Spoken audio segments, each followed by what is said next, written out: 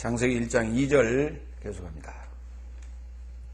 창세기 1장 1절 에레츠에 대해서 공부하도록 합니다. 전 시간에 우리 창세기 6장 12절까지 봤죠. 예. 창세기 11장 1절 보겠습니다. 땅에 대해서는 2절에서 잘 설명을 하고 있어요. 창세기 1장 2절에서 공허하고 혼돈하고 어둡다, 흑암의 상태로 있다 에 대해서 아주 설명을 잘 했어요. 설명을 잘 하고 있는데 땅이 뭐냐 이거죠. 땅이 뭐냐에 대한 설명은 좀 그렇고, 땅이 가지고 있는 상태에 대해서는 설명을 제대로 한 거고요. 그렇습니다. 자, 11장 1절. 온 땅에 구음이 하나요, 언어가 하나였더라. 예, 땅에 구음이 하나였다. 구음이라고 하는 건 뭐예요? 소리라는 얘기죠. 소리가 하나고 언어가 하나였더라. 땅에 언어가 있다는 얘기죠. 그러면 땅이 아니고 지금 땅이 아니고, 예, 뭔가 말할 수 있는, 또 들을 수 있고 말할 수 있는. 아까 하늘도 들을 수도 있고 말할 수도 있었죠. 땅도 지금 들을 수도 있고 말할 수도 있는 그런 곳이다 라고 하는 거예요. 그걸 땅이라고 표현했어요. 출애굽기 4장 3절.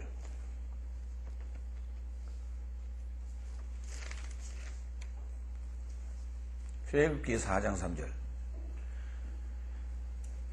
1절부터 봅니다. 모세가 대답하여 가로되 그러나 그들이 나를 믿지 아니하며 내 말을 듣지 아니하고 이르기를 여호와께서 내게 나타나지 아니하셨다 하리이다. 여호와께서 그에게 이르시되 내 손에 있는 것이 무엇이냐? 그가 가로되 지팡이니이다. 여호와께서 가라사대 그것을 땅에 던져라. 곧 땅에 던지니 그것이 뱀이 된지라. 모세가 뱀 앞에서 피하매 여호와께서 모세에게 이르시되 내 손을 내밀어 그 꼬리를 잡으라. 그가 손을 내밀어 잡으니 곧 손에서 지팡이가 된지라 그랬어요. 그때 이렇게 쓸 수 있죠. 네 손에 든 지팡이를 던져라. 던진즉 곧 뱀이 된지라. 이렇게 쓸 수 있죠. 그렇게 쓸 수 있는데 거기다 땅에 던져라. 그랬더니 땅에서 뱀이 된지라 이렇게 했잖아요. 그 지팡이라고 하는 것은 뭡니까?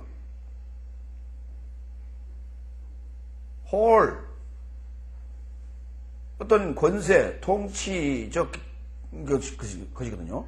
그러니까 그런데 네가 가지고 있는 그 통치적인 요소, 그 지팡이적 요소라고 하는 것이 뭐냐면 너의 권위요, 너의 지식이고 내가 가지고 있는 모든 것. 그렇죠? 그걸 던졌더니 땅에서 무엇이 됐더라고요? 그러니까 네가 가지고 있는 지식이 어쩌다는 얘기입니까? 뱀의 지식이에요. 그런 얘기입니다, 지금. 그래서 굳이 거기 땅이라는 단어를 쓰는 거예요, 지금. 그리고 뱀이라고 하는 존재가 곧 땅의 존재죠. 그렇습니다. 그렇죠? 들짐승 중에 가장 간교한 게 뱀이더라 그랬거든요. 그래서 땅의 존재 중에서 가장 나름대로 지혜가 있다고 하는 자예요. 그를 뱀으로 지금 묘사를 했어요.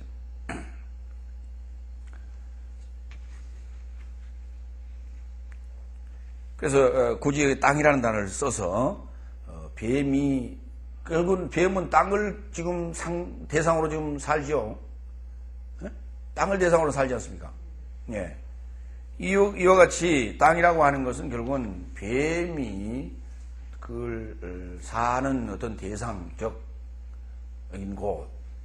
또 계시록에 보면은 짐승이 올라오는데, 짐승이 올라와서 양같이 말하더라 그랬는데, 짐승이 올라오는데 어디서 올라왔어요? 땅에서도 올라오고 바다에서도 올라오고 그러지 않습니까? 그렇죠?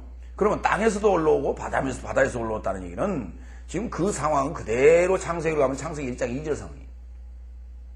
창세기 1장 2절에 땅이라는 단어도 나오고 그 다음에 수면에 운행하시다는 물도 나오고 그러지 않습니까? 예.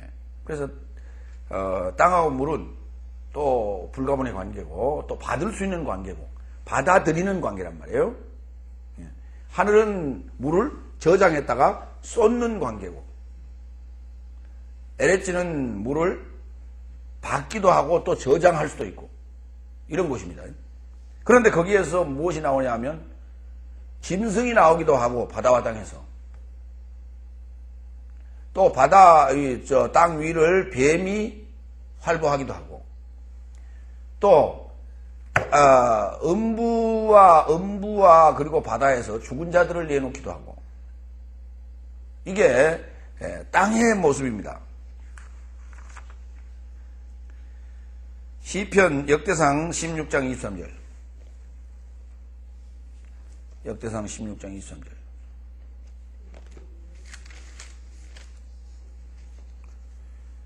온 땅이 여호와께 노래하며 그 구원을 날마다 선포할지어다. 그 영광을 열방 중에 그 기이한 행적을 만민 중에 선포할지어다. 그랬어요. 땅은 뭐 하라고요?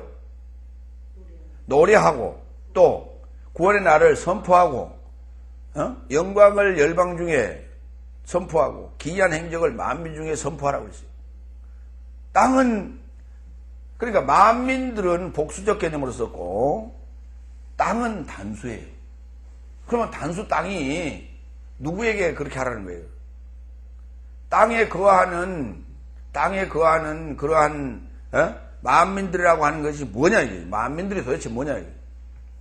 만민들이라고 하는 것은 나의 머리 안에 있는 LH를 바탕으로 살고 있는, 기반으로 살고 있는 생각들이에요. 각자의 생각들. 그 각자의 생각들에게 하늘에서 주시는 하나님의 교훈을 받아서 그것을 그들에게 알게 해라고요. 선포하라고요. 그러니까 하늘도 선포를 하지만은 땅도 받아서 선포를 하는 상황이 온다 이 말이에요. 그러니까 하늘이 선포할 때가 있고 땅이 선포할 때가 있어요. 하늘에서 증거하는 이가 있고 땅에서 증거하는 이가 있다는 거예요. 그러면 하늘에서 증거하는 것이 먼저고 다음에 땅에서 증거하는 것이 둘째다 이 말이에요. 하늘에서 증거하는 것은 구약이고 땅에서 증거하는 것은 신약인데, 그러면 하늘과 땅을 연결하는 그 연결의 상황이 있어야 땅에서 증거하는 일이 또 있을 수밖에 없다. 있게 된다. 자, 구약은 하늘의 증거고, 그 하늘의 상황과 땅의 상황을 연결하는 것이 뭐냐면 복음서입니다. 그게 복음서예요. 예.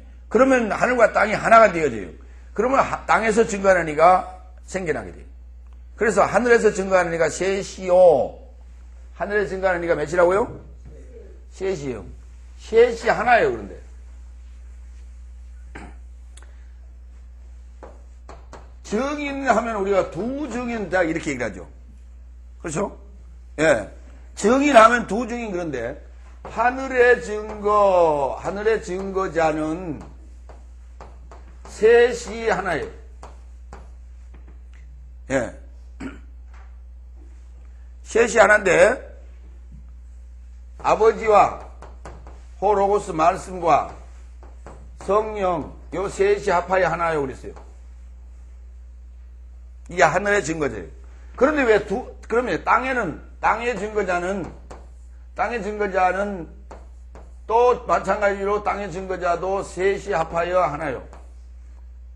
그러면 땅에는 뭐냐면 물과 피와 영이라 이렇게 되죠.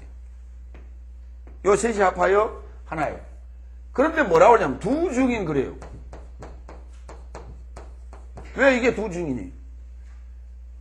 이 두 증이란 말이 도대체 왜 썼을까? 두 증인을 뭐라 그랬냐면 두 감람나무라고 했죠. 에? 두 감람나무를 두 증인이라 했단 말이에요. 그럼 감람나무라고 하는 건 뭐냐? 기름 부음을 받은 자예요. 에? 기름 부음 받은 자니까 기름 부음 받은 자니까 뭐라고 얘기할 수 있어요? 왕 같은 제사장이요. 이렇게 얘기할 수 있죠. 왕 같은 제사장이다. 그런데 왜 둘이에요? 이게 둘이냐고요? 에? 왜 둘이냐? 둘이란 말은 무슨 말이냐면, 이건 탈바꿈이라고 했죠? 둘이란 뭐라고요? 예, 그러니까, 왜 증언을 해요? 왜 증거해? 탈바꿈 하자고요. 탈바꿈 하라고요. 그래서 두 증인이에요. 그런데 내용물을 봤더니 뭐더라? 물과 피와 영이더라. 그 다음에, 하늘에서 증거하는 이가 아버지와 말씀과 성령이더라. 아버지와 말씀과 성령으로 나타나는 이가 누구냐면 예수 그리스도예요. 그러니까 나타날 때는, 실존의 모습으로 나타날 때는 삼위일체. 항상 삼위일체 돼야 나타나요. 땅에서도 증거하는 이가 셋이 아파야 하나인데, 다시 말해 삼위일체. 예? 그런데 물과 피와 영이다. 이게 누구냐? 사람이에요, 사람. 어떤 사람? 사도. 사도를, 예, 증거자. 어떤 증거자? 삼위일체된 증거자. 이렇게 얘기하는 거예요. 그러니까, 하늘의 증거자는 두 가지로 설명하고 있어요. 첫 번째, 아버지와 말씀과 성령이 하나 되어져 있는 실존적 표현이 하나 있고, 이건 뭐라고요? 삼일체는 뭐라고요? 예? 실존 또는 실체. 예. 그렇게 삼일체적, 실존적 표현이 하나 있고, 예수 그리스도는 이위일체적으로도 설명했어요, 자신을. 요한복음에서. 삼위일체가 아니라 이위일체적 개념으로 설명했어요. 그 이위일체적 개념으로 설명할 때는 무엇을 염두에 두냐면 제자들과 합하여 삼위일체 될 것을 설명할 때 그렇게 설명해요. 그렇게 설명해요. 왜 그러냐면 이위일체적 개념은 나와 아버지는 하나다 이렇게든요. 그러면 이위일체 아니에요. 그리고 하나님은 그러면 아버지는 어떤 분이냐 그랬더니 아버지는 어떤 분이냐 그랬더니 아버지는 유일하신 분이요 그랬어요. 그러면 아버지는 유일하신 분이니까 뭐예요? 일위죠.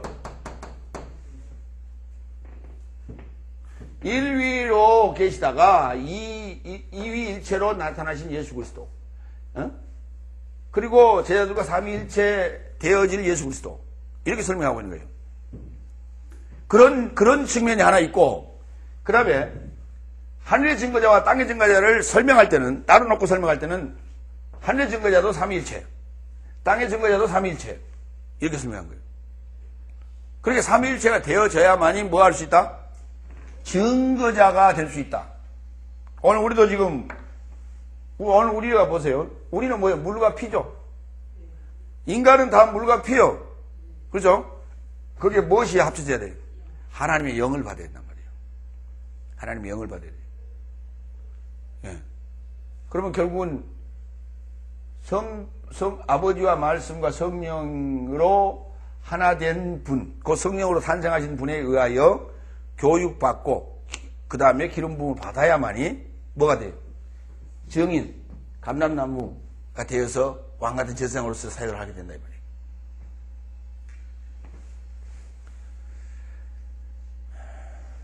자, 역대상 16장 23절에서 온 땅이여 하나님께 노래하며 그 구원을 날마다 선포하라고 그랬죠. 그러니까 에레츠도 땅도 뭐 할 때가 있다? 선포할 때가 있다. 예. 하늘도 뭐 할 때가 있다? 들을 때가 있고 선포할 때가 있고, 땅도 들을 때가 있고 선포할 때가 있다. 그러니까 땅이 계속 듣고 선포할 때가 되면 땅에 물이 필요해요? 필요치 않아요? 땅에 물이 필요해요? 필요치 않아요? 필요치 않죠. 그때에야 유브라데 강물이 말랐다고 얘기하는 거예요. 강물이 다 말랐어요. 예? 그래서 바다가 더 보이지 않더라고 그랬죠. 바다가 있지 않더라고 그랬죠. 계시록에서는. 예. 바다가 있지 않다는 말은 물이 더 이상 필요 없어요. 계속해서 이제 뭐만 하면 돼? 토해내면 돼. 그렇죠. 고인 물은 필요 없다 이 말이에요. 그럼 물이 나가는데 어디서 나가요? 예, 안반수가 터져나가는 겁니다. 그래서 배에서 생수의 강이 터져나간다 이런 표현을 쓰고 있는 거예요. 그러니까 에레츠는 뭐 하는 곳이다?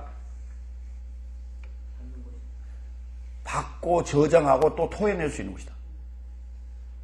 하늘은 일시적이란 말이에요. 하늘은 일시적이에요. 많은 물을 저장할 수가 없어요. 인식해서 저장을 어디다 넣어? 인식하고 저장은 어디다 땅에다 저장한다고요. 인식하고 저장은 땅에다 해. 그러면 하늘에서 내리는 물, 하늘에서 내리는 교훈이라고 하는 것은 무슨 역할을 하느냐? 첫째, 물이 하늘에서 비가 오면 무슨 역할을 해요? 땅을 씻지요. 씻어요. 적시고 씻어. 그렇죠? 처음에는 적시고, 그 다음에 씻고, 그 다음에 고이죠. 예, 고여요. 고여서 이제는 필요한 물들을 퍼서 농사 짓도록 만들어요. 그러나 그것은 제한적인, 더 이상 비가 안 와버리면 그건 말라버려요. 그러면은 마르지 않는 샘을 파고 농사 지을 수 있는 것은 땅 안에 물을 끌어내야 되죠. 땅 안에 물을 끌어내야 돼요. 이게 바로 그 땅 안에 물을 끌어낼 수 있는 단계가 일곱째 날입니다. 새하늘과 새 땅 된 거예요. 그때는 하늘에서 비가 안 와도 돼요. 응? 예, 땅이 뭘 가지고 있으니까? 물도 갖고 있고, 뭣도 갖고 있고, 피도 갖고 있고, 영도 갖고 있고. 그러니까 여러분들이 지금 받아서 농사를 지을 때는 늘상 듣는 거예요. 들어. 예. 늘상 들어.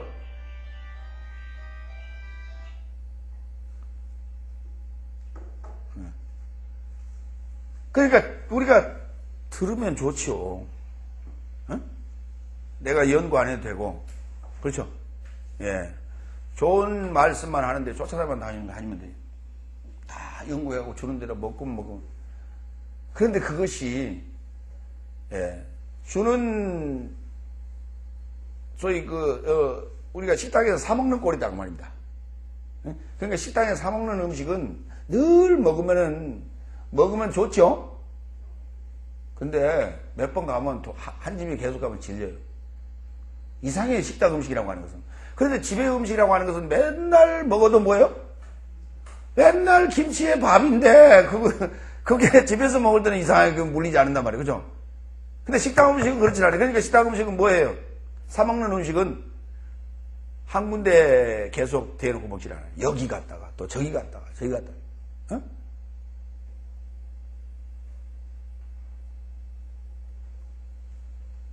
그러나 이제 안에서 나는 샘물로 가지고 농사를 짓는 그러한 상태가 되면 그때는 그렇게 사 먹으러 다니지 않아도 됩니다. 예. 그럼 돈도 절약되겠죠? 그렇습니다. 시간도 절약되겠고, 그렇죠? 시편 37편 11절.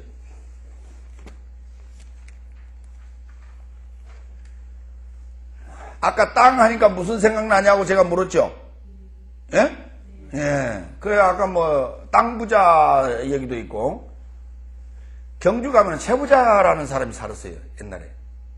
부자라고 하는 것은 심리를, 사방 심리를, 자기가 사는 동네를 중심으로 해서 심리를 커버해야 돼요. 그럴 의무가 있었답니다. 그러니까 심리 안에 있는 거린들을 먹여 살려야 돼요. 그런다고 막 그냥 퍼주는 게 아니고, 일 시키며 먹일 수 있는 그런 책임을 지는 자가 부자였던 거예요. 그러니까 그 말은 무슨 말이냐면, 오늘날 기업가는 개인을 위한 기업이 아니라 공기업이라는 말을 우리가 쓰죠. 예, 사회에 환원하는 겁니다. 그거는 기업이라고 하는 것은. 그렇기 때문에 기업가는 사실 훌륭한 일을 하고 있는 거예요. 예, 왜? 한 기업이 온전하게 섬으로 말미암아 거기에 종사하는 인원이 얼마입니까?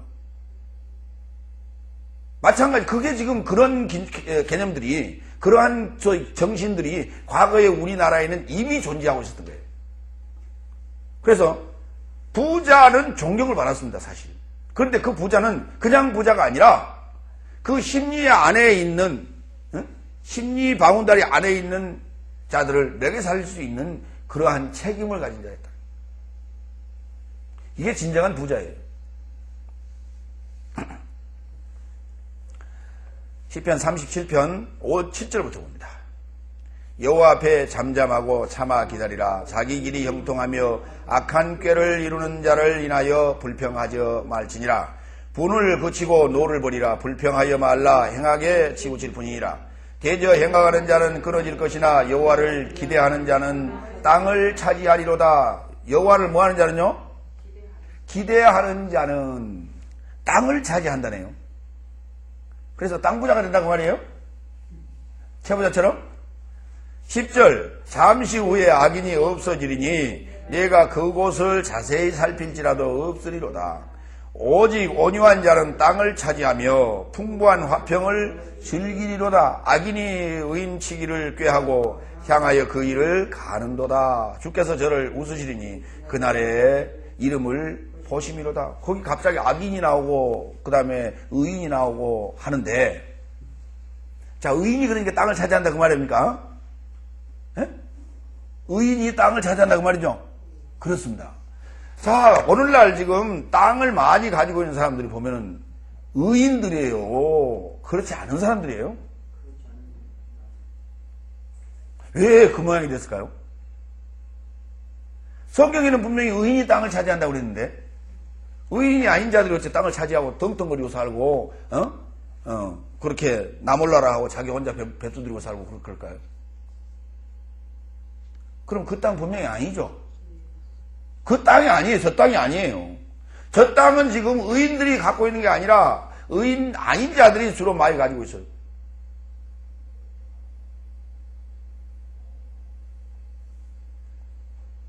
그래서 이 땅에서 가장 온유한 자가 누구라 했어요? 모세예요. 모세는 땅을 많이 가지고 있었죠? 무슨 땅을 가지고 있었어요?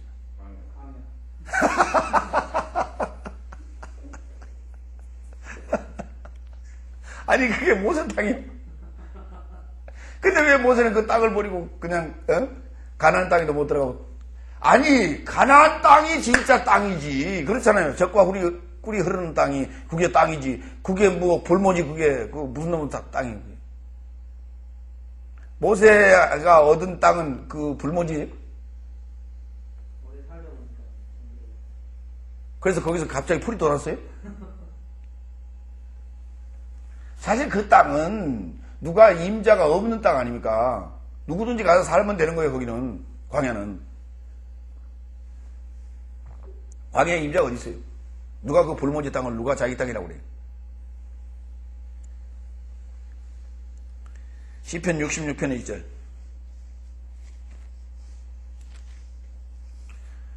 온 땅이여 하나님께 즐거운 소리를 발할지어다. 그 이름의 영광을 찬양하고 영화롭게 찬송할지어다. 하나님께 고하기를 주의 일이 어찌 그리 어미하신지요. 주의 큰 권능으로 인하여 주의 원수가 주께 복종할 것이며 온 땅이 주께 경배하고 주를 찬양하며 주의 이름을 찬양할지어다. 찬양하리라 하리다 할지어다. 자, 온 땅이 누구를? 여호와를 찬양한다네요. 그 여호와는 어디 계시는 여호와예요? 다시 묻습니다. 땅이 여호와를 찬양합니다. 그 여호와는 어디 계세요? 하늘에 계시죠. 하늘에 계세요. 그렇죠? 하늘에 계시죠? 어느 하늘에? 누 땅의 하늘에? 그래, 내 땅의 하늘에. 그러면 어디 하늘에? 내 하늘에. 내 하늘에 계신 여호와를 내 땅이 찬양합니다. 그런데 그렇게 써놨으면 얼마나 좋아요. 그렇죠? 어? 그렇게 써놨으면 좋을걸. 그렇게 안 써놨어요. 그러니까 시편 기자, 이거 누가 썼습니까? 66편? 다윗이 썼네. 그렇죠? 65편, 66편. 그렇죠? 예, 65편도 다윗 썼고 66편 계속 다윗 써갑니다. 다윗이 지금 이 상황에서 제대로 지금 봤을까요? 제대로 안 봤을까요? 제대로 봤지. 보기는 제대로 봤는데 본대로 써놓은 거예요. 그냥 누구의 입장은 생각 안 하고, 우리 지금 현재 우리 입장은 생각 안 하고 써놓은 거예요. 그냥. 그렇죠? 그러니까 이렇게 써놓은 거예요. 그냥 이렇게 자기 보는 대로. 자, 여러분이 천국을 갔다 왔다고요. 천국을 보고 왔어요. 네. 그러니까 천국을 보고 와가지고 쓸 때는 객관적으로 쓴다고요. 내 천국이라고 쓰지 않고, 내 천국이라고 쓰지 아니하고, 천국은 이렇게 객관적으로 쓴단 말이에요. 오늘 지금 다윗도 이 66편, 10편을 쓸 때, 내 하늘, 내 땅 이렇게 쓰지 아니하고, 내 여호와, 내 땅 이렇게 쓰지 아니하고, 그냥 객관적으로 쓴 거예요, 그냥. 우리는 이해할 때 그것을 어떻게 이해해야 돼요? 내 땅, 내 여호와 이렇게 이해해야 된단 말이에요.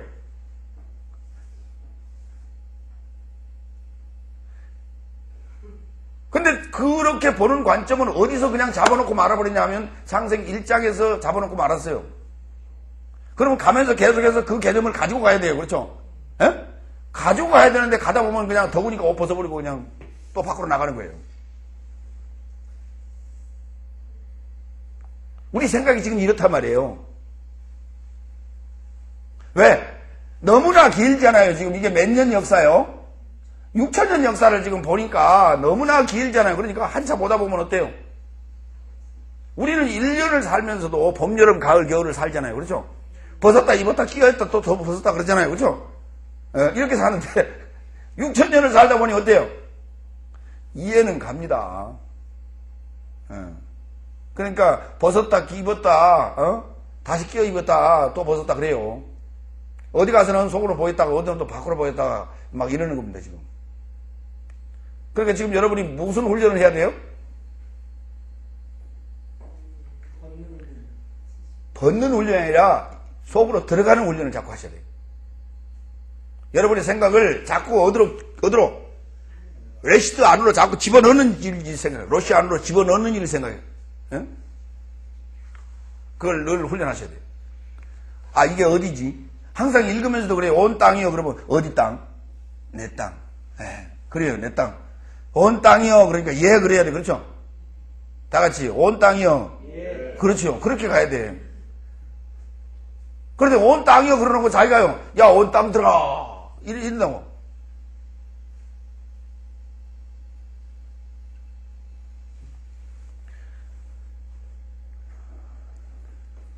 자, 그 다음에 4절 읽었죠? 예, 4절 읽었어요. 잠언서로 갑니다. 2장 22절.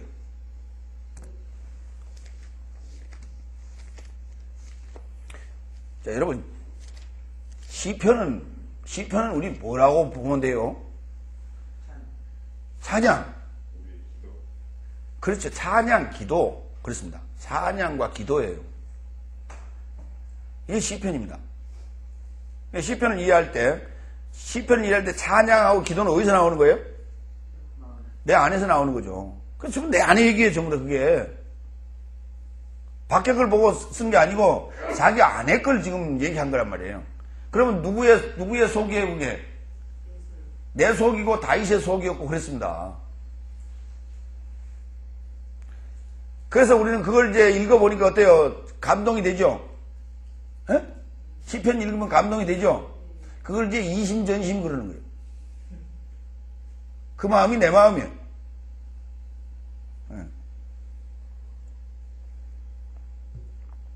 그러니까 성경을 읽을 때 저자의 마음과 성경을 기록한 저자의 마음과 내 마음이 통하지 아니하면 하나님을 이해할 수가 없어요. 하나님을 이해할 수 없어요. 그러니까 우리 마음들이 강팍해지면 안 되는 겁니다. 강팍해진 마음은 이거 읽으면 뭐라고 그래요? 이게 뭐야? 이거 읽으면 뭐 돈 돼? 이거 읽으면 무슨 뚱뚱한 사람은 다이어트 되고 마른 사람은 살찌고 그래? 이런 식으로 뭔가 눈에 보이는 어떤 보상적이고 금전적이고 그런 쪽으로만 자꾸 생각이 드는 거예요. 이게 바로 강팍한 자의 마음의 상태입니다. 그 사람이 그렇게 길들여졌다라고 하는 것 그 자체가 그렇게 지금 마음의 상태가 그렇게 강팍해져 있어요. 그렇기 때문에 오늘 성경을 우리가 이해하는 데 있어서 우리의 마음을 어떻게 그러면 갖고 와야 되느냐, 이건 대단히 중요한 얘기입니다. 그래서 자연과 더불어 살 줄 아는 그러한 전인 교육을 우리가 받고 자라는 그러한 이 풍성한 마음의 자세가 필요한 거예요. 마음의 상태가. 근데 우리 도심지의 우리의 마음의 상태들은 도심지에서 사는 아이들, 도심지에서 사는 많은 사람들의 아이들의 상태들, 오늘에 지금 사는 이 도해지 사람들의 마음의 상태들은 오직 생각이 뭐만 있냐? 애들은 공부, 어른은 돈, 이것밖에 없는 거예요, 마음속에. 그렇게 강박해 있기 때문에 성경 읽어봐야 이때의 마음 상태로 이해를 하는 것이 아니라, 아니, 무슨 뭐 찬양하라. 아니, 뭐 찬양할 시간이 어디 있어? 가서 돈 벌어야지. 하나님께 회개하라. 아이고, 그럴 시간에 잠자야지. 내일 일해야 되는데. 주를 위하여 심껏 봉사하라. 그건 뭐 돈 주나? 가면. 이런 식으로 전부 다산적이에요. 계산적이고.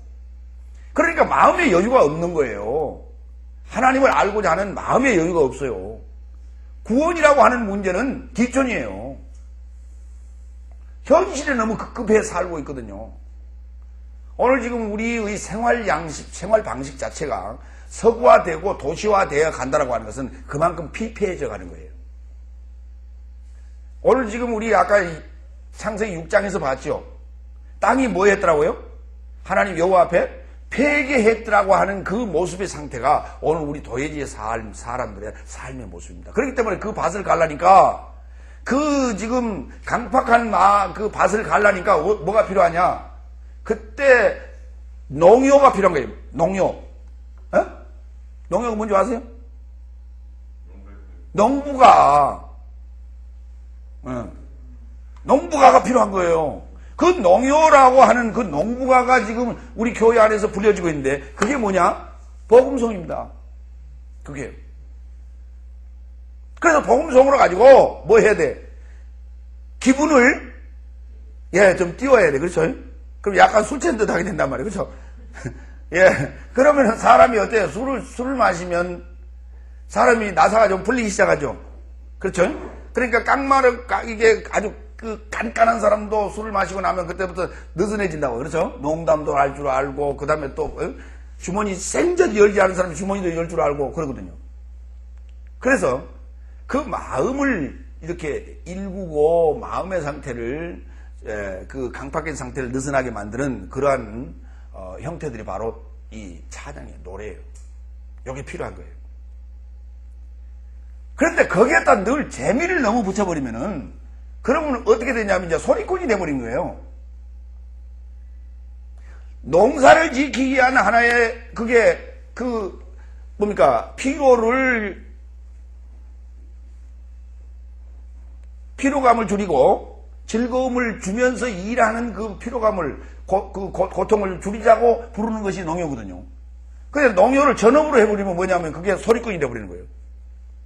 예? 소리꾼을 보면 우리가 뭐라고 그래요? 딴따라. 그게 전업이 돼버리면 안 돼요. 그래서 그거는 농사를 지키기 위한, 땅을 기름지게 하는데 필요한 하나의 요소다. 그게. 그래서 오늘 우리는 그런 것들이 지금 적절하게 이해되어지고 적절하게 사용되어져야지, 그것이 전부가 되어버리면은, 근본, 취지가 사라진다.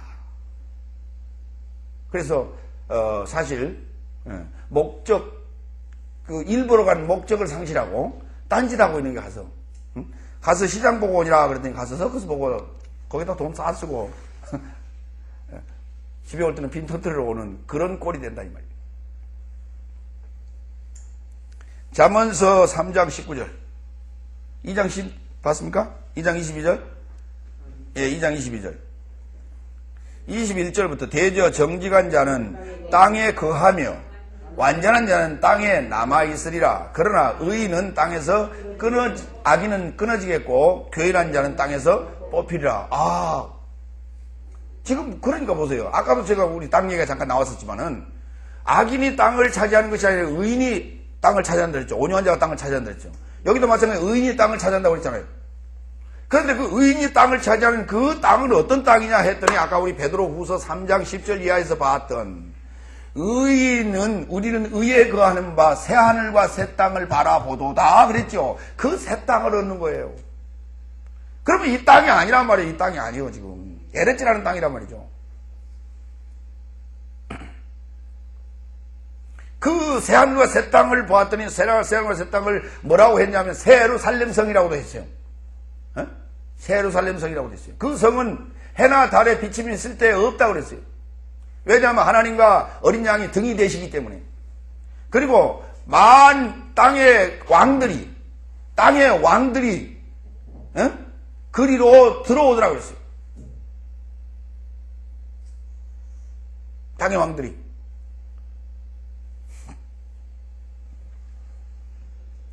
잠언서 3장 19절 18절에서부터 봅니다. 지혜는 그 얻은 자에게 생명나무라. 지혜를 가진 자는 복되도다. 여호와께서는 지혜로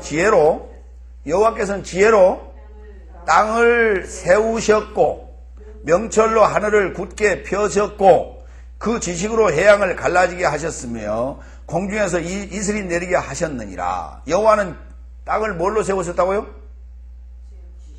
지혜로. 하늘을 뭘로 세우셨어요? 명철로 세우셨어요. 자, 봅시다. 창세기 1장 2절. 창세기 1장 1절 시작. 창세기 1장 1절 시작. 태초에 하나님이 천지를 창조하시니라. 그랬죠? 예. 하나님이 천지를 창조하실 때 뭘로 지으셨다고요? 땅은? 지혜로. 하늘은 뭘로요? 명철로 지으셨죠? 그 다음에 2절 시작. 땅은 혼돈하고 공허하며 흑암이 깊음에 있고 하나님의 신은 수면에 운행하시니라 그랬죠? 자, 땅은 어때요? 지혜로워요?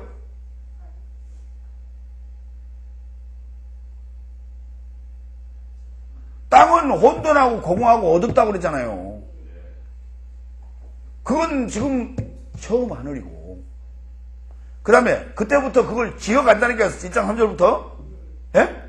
그때부터 지어가는 그 땅은 뭐하고? 지혜롭고. 자, 그 지혜는 뭐라고 그랬어요? 18절. 지혜는 뭐라고 그랬어요? 그래, 지혜는 뭐라고요? 생명나무라니까요. 그러니까 뭐를 지어가고 있는 거예요, 지금? 생명을 지어가고 있는 거 아닙니까? 그렇죠? 그러면 계시록 20장에 봤더니 하나님의 보호자 앞에, 흰 보호자 앞에 뭐가 서 있는데? 죽은 자들이 있고 책들이 펴 있는데 거기에서 그들의 행위대로 심판을 받더라고 그랬어요. 근데 그 옆에 보니까 다른 책이 하나 펴 있는데 생명책이라고 그랬어요.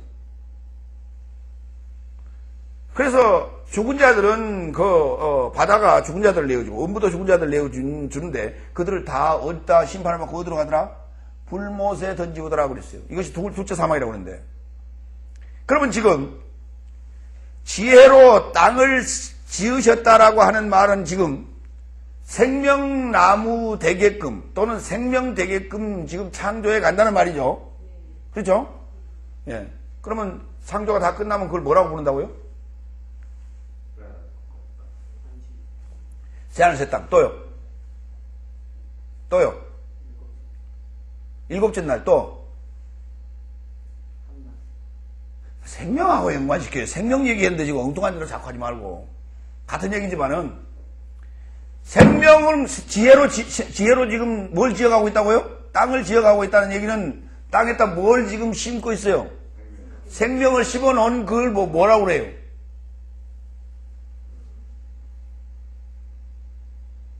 땅에다 생명을 심어 놨어. 그게 뭐예요? 생명 무엇이에요? 생명책이라니까 그러네. 뭘 그렇게 어렵게, 여태 나가 지금 얘를 다 들었구만. 나는 안 가르쳐 놓고 묻진 않아요.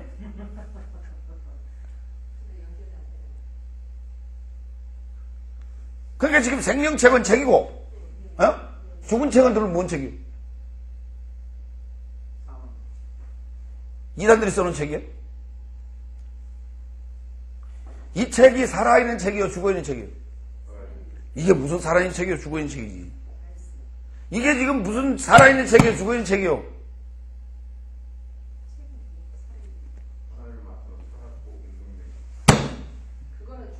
그러니까 때리니까 얘가 뭐라 그래요? 그 아프다 소리예요? 아프단 소리예요? 안 아프단 소리예요? 나는 아프다고 말을 못해. 죽은 책이라니까. 이게 죽은 책이에요, 이게. 이게 산 책이라고 착각하지 마요. 이건 죽은 책. 여기다가 이걸 가지고, 이걸 내 안에 집어넣어가지고 생기를 불어넣어야 돼. 이걸 내 안에 집어넣고 나서 영을 받아야 돼. 영을 받아야 그러면 내가 살아나요. 이걸 지금 살려내는 게 우리 일이란 말이에요. 그때 생명책. 그러니까 나는 지금 내 땅을 지금 뭘로 지었다고요? 지혜로요, 지혜로. 지혜의 말씀으로 나를 지어가는 거예요, 지금. 명철로 하늘을 지어가는 거고요.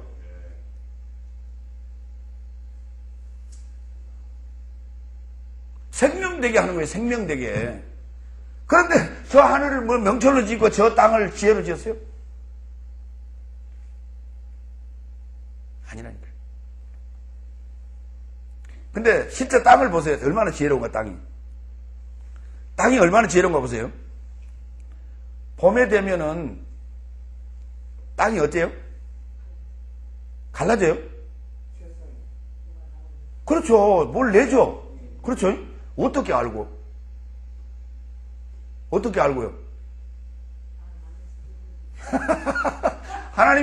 그게 하나님의 지혜예요.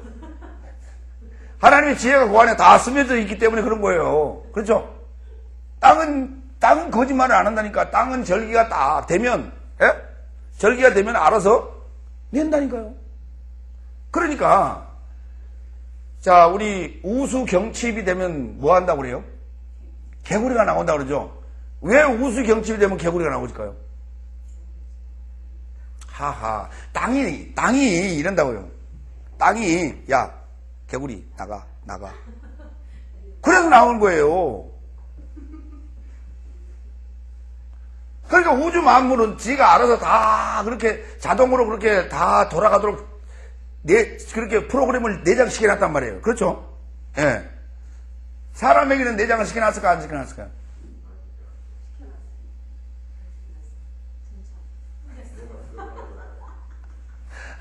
사람에게는 이 성경 말씀이라고 하는 게 이게 지금 그 프로그램이거든요. 예. 그런데, 그러니까 이 프로그램이 안 들어가니까 제대로 작동이 잘 안 돼요. 들어가도 작동을 잘 못해.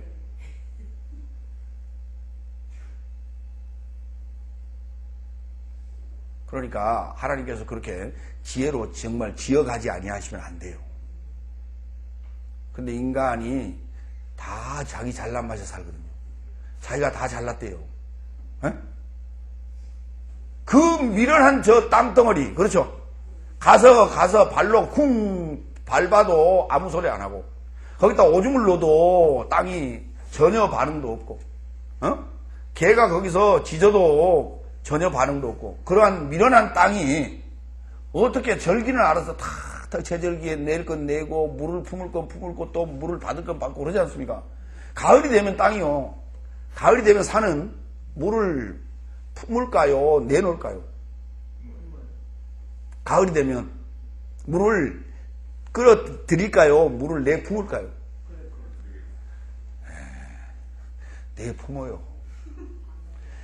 산이 물을 가을이 되면 이게 머금으면은 겨울에 얼어버리면요 나무들이 다 죽어버려요. 왜냐하면 저 흙 속에, 산의 흙 속에 안에 그냥 얼음들이 구들구들 이렇게 생기게 돼 있어요. 그러면 나무가 다 죽죠. 그렇기 때문에 가을이 되면은 산은 물을 내보냅니다. 봄이 되면 그때부터는 물을 받습니다. 이게 지금 땅은 그렇게 지혜롭게 다 알아서 겨울 날 준비도 하고 여름 날 준비도 하고 하는 거예요. 땅이 알아서. 근데 사람들은 미련 곰탱이가 돼가지고 이게 살이 찌는지 살이 빠지는지를 모르고 그냥 먹어대는 거예요, 이게. 곰은 겨울이 되면은 겨울 나기 위해서 먹어요. 근데 사람은 겨울 나기 위해서 사실 먹어야 되는 거거든요. 예? 이해갑니까? 그런데 갔다가 그건 언제 먹어야 돼? 그러면 겨울에 먹는 거예요. 좀 가을이나 봄에 먹어야 돼. 여름에. 봄에 먹는 거는, 응? 봄에 먹는 거는 소생하려고, 여름에 먹는 거는 일하려고, 가을에 먹는 거는 겨울 나기 위해서 먹는 거거든요. 그럼 겨울에는 그냥 보통식을 하면 되는 거예요. 겨울에는 보통식을 하라고 그랬더니 겨울에 그냥 활동하지 아니하고 그냥 실컷 먹어야 되는 거예요. 그러면 어떻게 돼? 당연히 돼지가 되지요. 그래서 돼지가 되는 겁니다. 자기가 쓸 만큼만 먹어도 돼요. 쓸 만큼만 먹으면은 비만이 안 생겨요.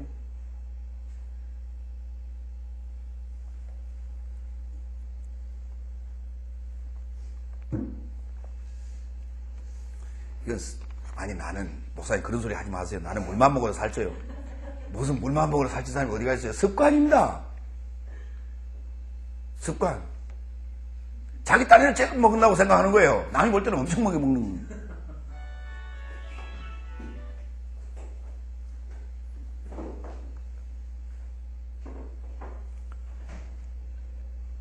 이사야서 24장 19절.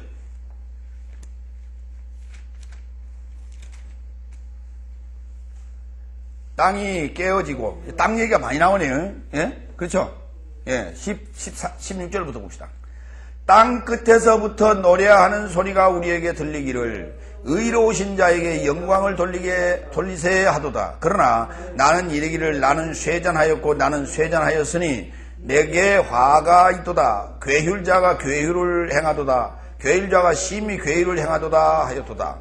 땅의 검이나 두려움과 함정과 올무가 내게 임하였나니 두려운 소리를 인하여 도망하는 자는 함정에 빠지겠고 함정 속에서 올라오는 자는 올무에 걸리리니 이는 위에 있는 문이 열리고 땅의 기초가 진동함이라. 땅이 깨어지며 땅이 갈라지고 땅이 흔들리며 땅이 취한 자같이 비틀비틀하며 침망같이 흔들리며 그 위에 죄악이 중함으로 떨어지고 다시 일지 못하리라.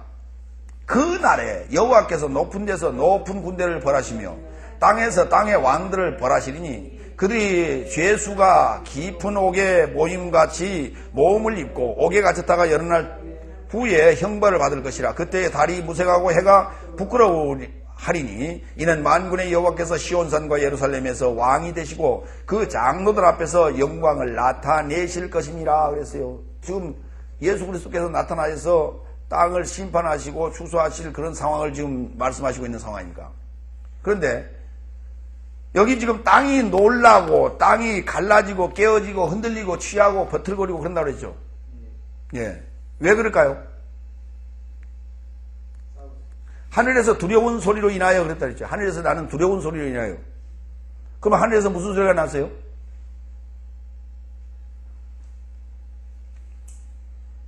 오르르 꽝꽝꽝꽝. 천둥 소리와 내성, 번개, 지진이 일어나잖아요. 그러니까 우리가 일반적인 여름에 보면은 여름에 그 한참 장마철에 보면은 구름이 막 바로 우리 머리맡에서 막 그냥 우르르 쾅쾅 할 때 있죠. 예? 예. 꽈르르 그런다고 그러죠. 그렇게 표현하죠. 그럴 때 어때요? 기겁을 하지 않습니까? 그러니까 그러한 외적인 모양새를 가지고 성경에도 기록해놨어요. 계시록에 많이 그렇게 많이 묘사를 해놨는데 계시록에는 그 우레와 내성, 번개와 지진들이 다 어디서 나오느냐? 보좌로부터 나오다 했어요. 보좌로부터. 근데 지금 보좌로부터 그런 소리를 우리가 지금 여섯째 날에 그 땅에 지금 거하는 자들이, 유대 땅에 거하는 자들이 그런 소리를 들은 거예요. 예? 하늘 보좌로부터 나는 소리를 들은 거란 말이에요. 그런데 땅이 갈라지고 놀라고 자빠지고 쓰러지고 그랬어요? 그런 일 있었어요? 없었어요? 있었어요.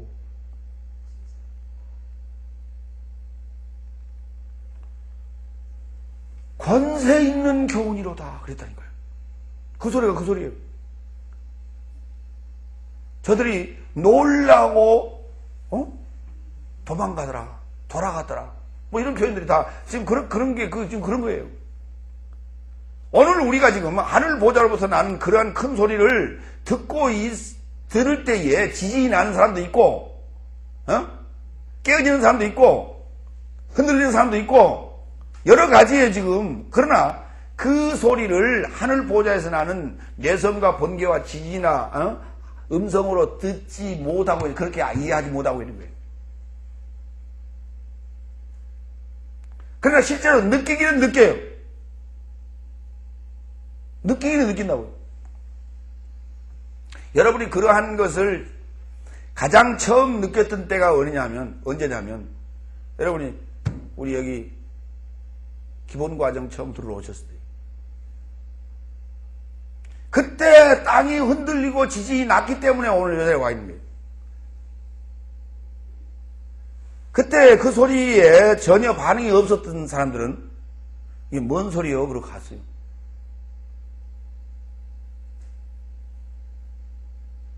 그러니까 성경에 기록된 내용이 무슨 말인지를 도대체 알아야지. 내성치고 번개치고 하는 건 언제예요? 주로 여름이죠. 주로 여름이죠. 여름이죠. 그런데 여름에 비가 와요. 그렇죠. 그러면 이스라엘에는 우기가 언제입니까? 이스라엘의 우기가 언제예요? 여러분에게 다 나눠드렸어요. 절기에 대해서 설명했어요, 안 했어요? 이반. 절기표 나눠드렸어요, 안 나눠드렸어요? 네? 절기표 안 나눠드렸어요? 이런 거요. 자, 이런 거. 이거 안 나눠드렸어요. 있어요? 찾아보세요. 안 나눠드렸고. 자, 이스라엘의 우기는 여름이 아니라 겨울입니다. 그 다음에 여름이라고 하는 것은 뭐냐면 추수 때예요. 추수 때 비가 오면 어떻게 해요? 망치죠. 망쳐요. 그러면 결국은 우르륵 한강할 때는 언제예요? 겨울이란 말이에요, 사실은. 비가 올 때니까. 오늘 우리의 절기하고는 좀 반대입니다. 개념이 달라져야 돼요, 지금. 성경 개념으로 들어갈 때는. 그러니까 번개치고 내성치는 거는 우리 입장에서는 그때 여름이지라고만 생각하고 있는데, 절기상으로 볼 때, 예. 여름하고는, 그 여름하고는 아무 상관없네요. 그러나 그때는 비가 온다는 사실. 여러분, 얼마 전에 지금 봄에도, 밤에 밤중에 막 번개치고 막, 비 오고 했던 거 기억나시죠? 예, 그럴 거예요. 자, 거기 보면, 이 절기표 가지고도 한번 해야 됩니다. 예. 자, 거기 1, 2, 3, 4, 5, 6, 7, 8, 9, 10, 11, 12라고 돼 있죠? 시계 방향으로. 예. 그 시계 방향으로 그대로 보시면 돼요, 그냥. 시계 형식으로. 그게 바로 12달을 얘기하는 거죠. 12달을 얘기하는 거고요. 1월에 뭐가 옵니까? 늦은 비. 그 다음에 이른 비는요? 이른 비 찾으세요. 대각선으로. 예. 대각선으로 7월. 그렇죠? 예. 그러니까 이른 비가 먼저 와요? 늦은 비가 먼저 와요? 이런 말 많이 하죠? 예? 아니, 7월에 오는 비가 이른 비가 맞죠. 이른 비가 먼저 오지 어떻게 늦은 비가 먼저 와요? 절기를 볼 때 지금 어디서부터 봐야 돼요? 절기의 시작이 언제부터예요? 나팔절이란 말이에요. 나팔절. 7월이 곧 무엇이 돼요? 7월이 곧 무엇이 돼요? 첫 해가 되죠. 첫 달이 된단 말이에요. 그래서 그때부터 시작이 되는 거예요. 그래서 뭐를 지나고? 이른비부터 시작해서 겨울을 지납니다. 겨울, 수전절. 예, 그 수전절 겨울입니다. 그걸 지나서, 그 다음에 11월 달에 10월 달에 보면 계속 그 비 오는 모양새 그려져 있죠? 이른비 그려져 있고, 8월 달에도 비 오죠? 비금 쳐져 있는 거, 비구름이에요. 9월 달에 비 오죠? 10월 달에 비 오죠? 비구름 보이잖아요. 까만데 그 보이잖아요. 그 다음에 11월 달에 뭐가 피운다고요? 11월 달에 아몬드라고 쓰이세요? 11월 살구꽃이 개화된다고 돼 있죠? 예? 아몬드라는 거 있어요? 거기는 잘 보이는 모양. 나는 잘 안 보이는데. 예. 살구꽃이 개화된다고 돼 있고, 그 다음에 12월 감귤류를 추수하고, 11월 늦은 비 보리 추수, 아마 추수 한 달 있죠. 1월달, 네, 2월달, 건기, 그렇죠. 그때부터 이제 여름이 시작되는 거예요. 그 다음에 3월달, 무화과, 그리고 무화과 익는 달 있고, 4월달, 예. 그러니까 예수님께서 성전에 들어가시면서 무화과 나무 열매를 구했던 때는 3월이에요. 아니면 그때가 무슨 명절 때 올라가셨죠, 예수님께서? 6월절이면은 어느 시기예요, 지금?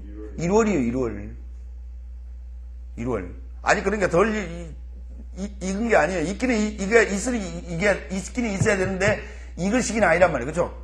예. 그 다음에, 4월은 포도 추수, 5월은 올리브 추수, 그 다음에 6월은 대추, 야자, 무화과 추수. 그렇죠? 그러니까, 1월부터 6월까지는 뭐 하는 기간? 다 추수 기간입니다. 그러면 1월은 6월절. 1월 14일. 무슨 절? 1월 14일. 1월 14일. 안 보여요? 1월 14일. 1월 15일에서 21일. 무교절. 그렇게 되는 거예요. 그 다음에 1월 16일 날. 초실절입니다. 천이삭을 베는 초실절. 그러면 6월절 날 예수님 돌아가시죠. 그럼 예수님 부활절이 언제? 예수님 부활하신 날이 언제? 예수님 부활하신 날이 언제냐고요? 하하, 그 첫 이삭이 그게 예수님 부활이요. 죽은 지 사흘 만에 부활하셨잖아요. 그러니까 첫 이삭이 초실절이라는 말이 예수님 잠자는 자들의 첫 열매가 되셨잖아요. 아시겠습니까? 예. 그 다음 2차 6월절 2월 14일. 왜 2차 6월절이 생겼죠? 그렇습니다. 참석하지 못한 사람들. 어떻게 참석하지 못한 사람들? 저 먼 타국에 멀리 여행을 갔다든지 뭐 일보러 갔다든지 아니면은 그때 부정한 일이 있어서 사람이 죽었다든지 장사를 지냈다든지 이래가지고 첫 번째 6월절을 지키지 못할 때 두 번째 6월절을 지키도록 했어요. 그러니까 6월절 절기라고 하는 것은 어떻다?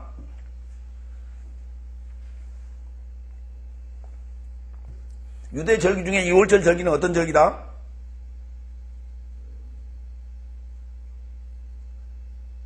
왜 두 번 만들어 놨어요?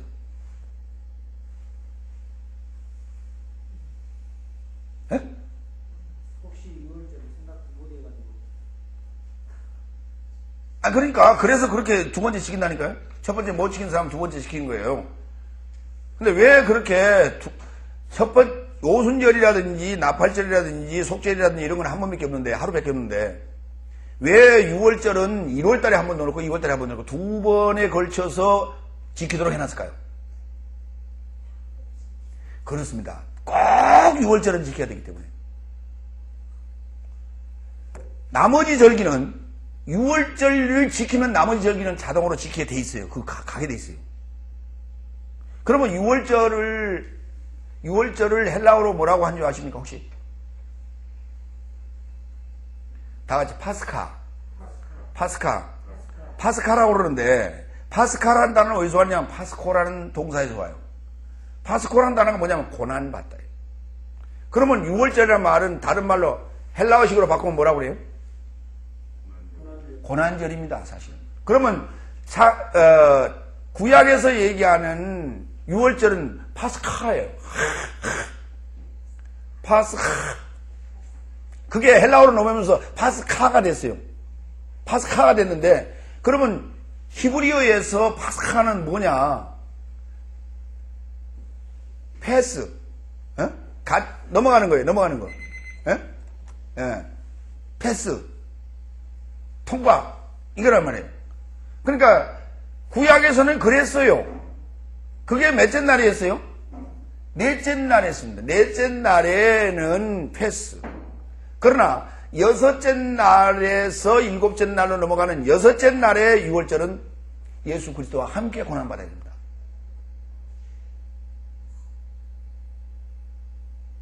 그러니까 우리에게 유월절이 두 번 있는 거예요. 두 번 있는 거예요. 예. 그래서 예수 그리스도와 함께 고난받은 유월절 양을 먹고 그 고난절에 참여하면 자연스럽게 오순절이 다가오게 돼 있고, 그는 속죄일을 통과하고 나팔 불게 돼 있어요. 그렇기 때문에 누구든지 지키도록 하기 위해서 유월절은 두 번 만드는 거예요. 그거 아셔야 돼요. 여기까지.